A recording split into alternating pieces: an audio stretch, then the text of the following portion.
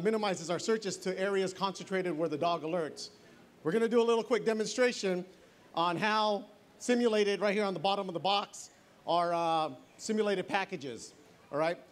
Scout, he's a passive alert dog, so when he comes up on odor, he's going to scratch and literally try to get the object, what's inside the box. All right? Unlike myself, I have a passive alert dog. Canine Bravo, he's a 4-year-old black lab. He's a passive alert. He sits and stares at it. All right? So I'm going to give you 2 demonstrations. The first one's going to be Officer Avery. He's going to show you Canine Scout when he comes up on odor.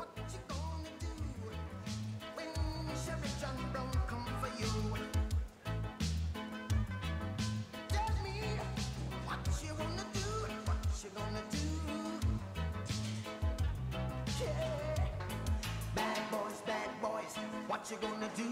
What you gonna do when they come for you? Bad boys, what you gonna do? What you gonna do? So just right there, the dog works off of a high drive, positive play, reinforcement. There's no type of strong corrective measures. It's just strictly all fun and games. That's all the dog is working for, is to play with that toy right there, what was deployed. Like again, I'm going to show you a demonstration with Canine Bravo when he comes up. Totally different. He's passive alert, but this demonstration simulates our job when we're at a prison or anywhere where we're searching, and there's hundreds of packages that we have to go through, hundreds of boxes that we have to search. If we had to search it without the canines, we would literally be there for the full day. This right here cuts it down to a few 30 minutes to a tops to isolate a search. So I'm going to be coming right back. Stand by. So can I ask you a question? Yes, sir. How much training does Scout have to have before? Scout, okay, so prior to the dogs being certified, they're up on an academy for 3 months.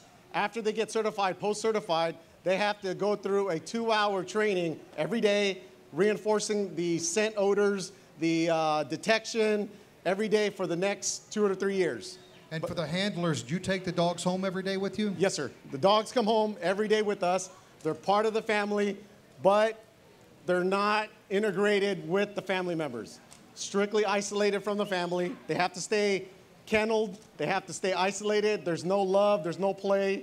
It's a hard life for the dogs in the beginning when they're actual sworn officers, but when they retire, they become house pets. And you talk about actual sworn officers. These dogs go through a swearing-in ceremony? They do. They are badged. They have ID cards from the department. And I would imagine the bond between the handler and the canine is just incredible. It is. You know, you have a team member, no complaining. He sits there in the car with you, doesn't argue with you. No matter how much you get mad, he stays focused, and he's going to love you at the end of the day. All right, I'll let you get to your second demonstration then. Thank you. Are you the MC for our next demonstration? I am. All right, you want to introduce yourself? My name is Paul Avery. I'm a canine officer at Folsom State Prison. Obviously, you guys just see me work Scout here on the detection. Scout, like Officer Avellino said, is a very high drive dog. At Folsom Prison, we have 5 tiers high, 30 cells apiece per tier. You know, Scout would clear up to 5 tiers in a day. A lot to search with that dog. Helps us tremendously in detection with narcotics and contraband, which are cell phones. The difference between what a human can smell and what these canines can smell is just incredible, isn't it? It's very incredible.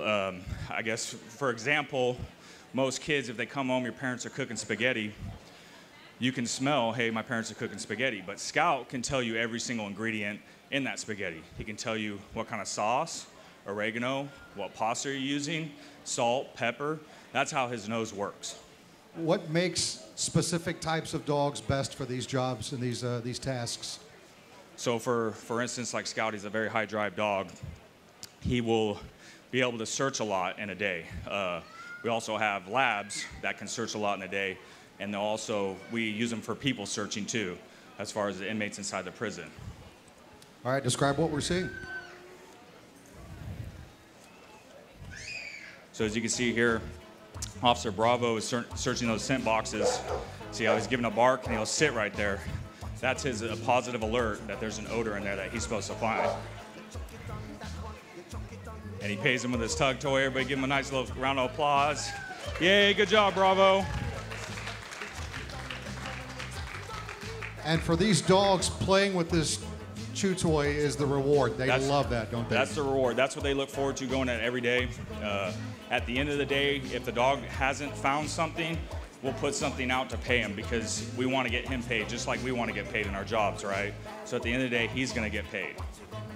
And you describe these dogs as high energy. What was the description you used? High drive, high energy, high energetic. They're a working style dog, right?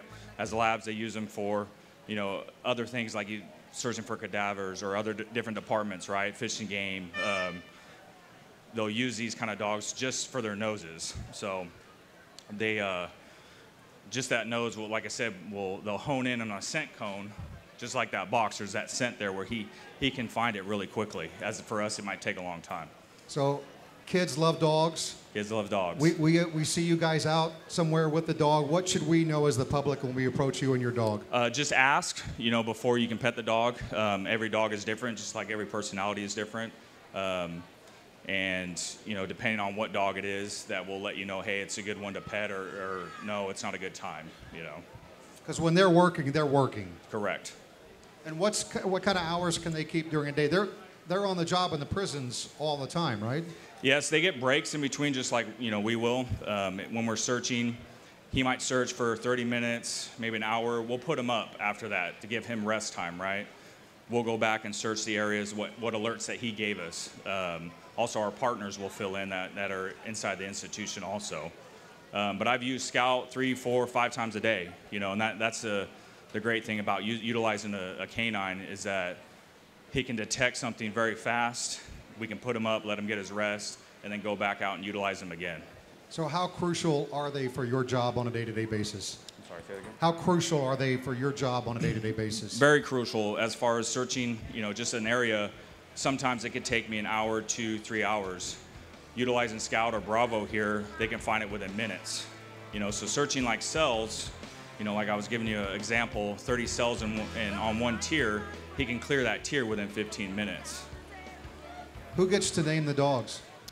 Some come already from different breeders, and we've also changed the names if we like to. I got lucky, and I love the name Scout, and I'm sure Avellino loves the name Bravo for his dog. Can you talk about some of the challenges that you face? I mean, the inmates know you have these dogs, and so they're going to try to get creative in hiding the scent from the dogs. Are there some challenges that you face with that, some creative ways that they try to hide the scent from the dogs, but the dogs have proved just a little bit smarter? Sure, everything's evolving all the time. They're trying to find new innovative ways to hide contraband from us. That's what helps with those dogs detecting something. If they're hiding in a peanut butter container, by actually putting a cell phone inside there or narcotics in there, that there's odor there that the dog can actually find that scent cone, hone in on it, and give you that positive alert.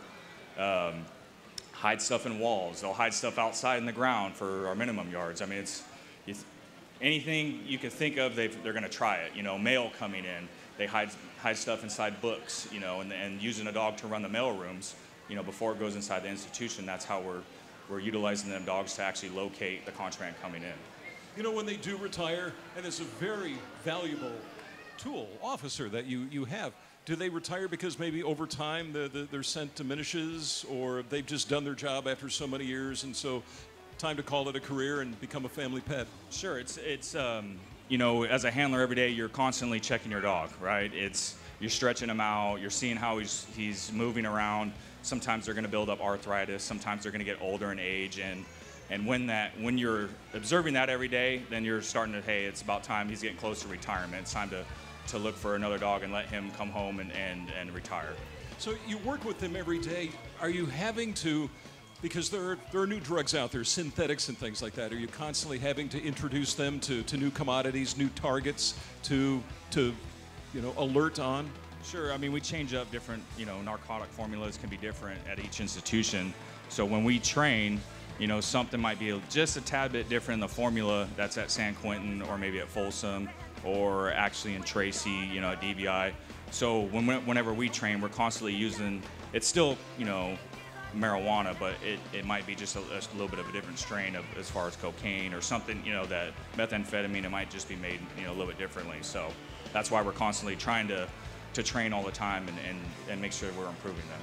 Well, it was a fantastic demonstration. You can see from the crowd, the people just loved it. And I think one of the things that just makes us smile is they're all business. I mean, they are sworn law enforcement officers, but when they get their chew toy and the tail starts wagging, they're also 40 pounds of love and fur, too. Right. It's what they live for. It's what the drive that we want. And at the end of the day, like I said, we love to get paid, so we're going to pay them in doing their job. Well, thank you so much. Great demonstration. Really appreciate it. How about a big round of applause for all of our officers who are working with these dogs? Great demonstrations.